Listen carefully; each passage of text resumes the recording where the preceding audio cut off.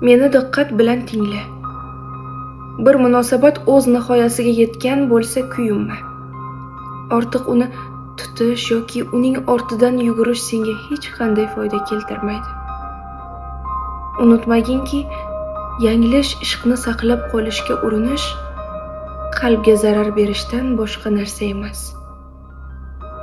Endi soddalikni bir chetga surib, voz kechishni, hatto kerak bo'lsa, hayotingdan o'chirishni o'rganishing kerak. Xato qilyapsan. U ketib bo'lgan. Sen esa keladi deb o'ylayapsan. U seni xasta qildi. Sen esa undan hanuz shifo izlayapsan. U seni mozorga aylantirgan. Sen esa undan hanuz duo kutyapsan. Bunday qilma. Joningga ozor bergandan yordam kutma. Seni istamagan qalbda qolma. Yanglish insonlar uchun o'zingga nisbatan xato qilma. Alloh sening baxtingni istar ekan, ortiq shaytonga ergashma. Nega behuda qayg'uryapsan?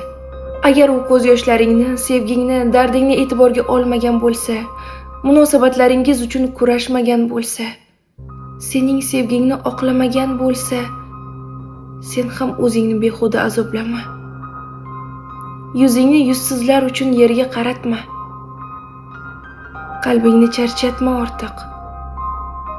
Yo'qotish dunyoning intihosi emas-ku.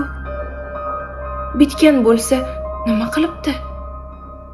Xo'sh, hech o'ylab ko'rdingmi? Kelajaging yaxshiroq bo'lsa-chi? Qayg'urma. Qalbning ham fasllari bordir. Ushbu qahraton qish ham o'tib ketadi.